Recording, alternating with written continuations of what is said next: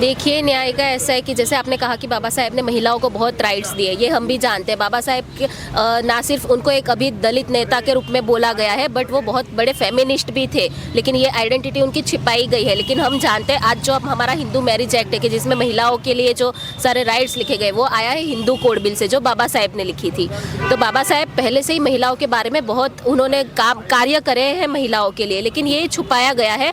तो अब यहाँ हमें ये स्टेज भी मिल रहा है कि हम बाबा साहेब को ये समझाए, भारतवासियों को, भारत की हर महिलाओं को समझाए कि आपके लिए अगर किसी ने कार्य करा है, आपको अपने हक से वाकिफ कराया, आपको अपने हक दिलाए हैं, जिन्होंने वो बाबा साहेब थे। दोस्तों, जैसा कि आप सब जानते हैं, प्रोफेसर डॉक्टर रितु जी जो अपनी न्याय की लड़ाई लड़ रही है, अब तक उन्हें 106 दिन हो गए, लेकिन अब तक न्याय की कोई उम्मीद नहीं लग रही है।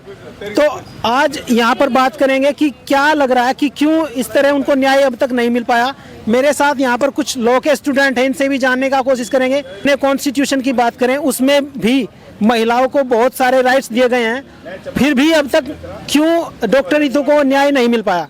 जी, सबसे पहले आप अपना नाम बताइए। विशाखा जी, तो आप बताइए, जैसा कि डॉक्टर अंबेडकर जी बाबा साहेब ने कॉन्स्टिट्यूशन में भी महिलाओं को बहुत सारे राइट्स दिए हैं और जस्टिस के तरह तरह आर्टिकल भी हैं बहुत सारे, तो अब तक क्या देख रहे हैं कि उनको अब तक न्याय क्यों नहीं मिल पा रहा है।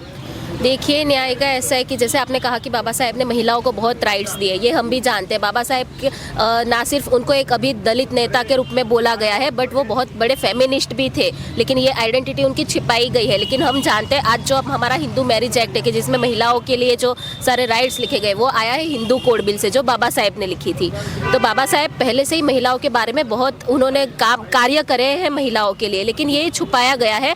तो अब यहाँ हमें ये स्टेज भी मिल रहा है कि हम बाबा साहेब को ये समझाए, भारतवासियों को, भारत की हर महिलाओं को समझाए कि आपके लिए अगर किसी ने कार्य करा है, आपको अपने हक से वाकिफ कराया, आपको अपने हक दिलाए हैं, जिन्होंने वो बाबा साहेब थे। इंडिया की महिलाओं के लिए बहुत सारे सभी के लिए कानून आए, पर और समाज की महिलाएं ज़्यादा क्यों वो नहीं मानती उनको। देखिए, जब बाबा साहेब ने महिलाओं के लिए कार्य करना स्टार्ट करा था, बाबा साहेब ने जब राइट्स लिखे थे, तो बाबा साहेब ने से कोई भेदभाव नहीं करा था कि मैं सिर्फ इसी महिलाओं को, इसी कम्युनिटी की महिलाओं को राइट्स दूंगा। ये बाबा साहेब ने सब महिलाओं के लिए काम करा। अगर वो महिला भारत की है तो फिर वो कोई भी रिलीजन की हो, कोई भी कास्ट की हो, कोई भी क्षेत्र से आती हो, फर्क नहीं पड़ता है। बाबा साहेब ने सबके लिए कार्य करा है। और यही आज, और हम देखेंगे जो आज अभी न्यू पार्लियामेंट में जो रिजर्वेशन बिल है, वुमेन रिजर्वेशन बिल, उन्होंने नाम दिया है महिला रिजर्वेशन बिल, लेकिन उन्होंने काम जो करा है, जिसमें से ओबीसी महिलाओं को उन्होंने हटा दिया है। तो ये चीज़ें हमें देखने की ज़रूरत है कि जो बाबा साहेब ने जो कार्य करे थे ना, धीरे धीरे उनको मिटाए जा रहे हैं। और फिर महिलाएं कहती है कि हमें हमारे हक नहीं मिले। पहले आप जानो कि आपके हक किसने आपको दिलवाए थे और कौन हटा रहा है, कौन मिटा रहा है इससे। तो आपको क्या लग रहा है कि कौन है जो हक मिटा रहा है, और कौन अब तक किस वजह से न्याय नहीं मिल पा रहा डॉक्टर रितु को। देखिए, मतलब हम जानते हैं कि आजकल जो ये लोग मनुवादी लोग, मैं यहाँ बोलना चाहूँगी क्लियरली, क्योंकि ये लोगों का काम ही है कि संविधान के विरुद्ध में काम करना, और फिर कहते हैं कि संविधान अच्छा नहीं है। बात करते हैं संविधान बदलने की। भाई, आप पहले संविधान को अच्छे से, जो संविधान जो कहना चाह रहा है, जो ब्लूप्रिंट है, प्रीएम्बल, वो जो कहना चाहते हैं उसको पहले अच्छे से इम्प्लीमेंट तो करो, उसके बाद बोलो ना कि संविधान अच्छा नहीं है कि बुरा, जो भी है।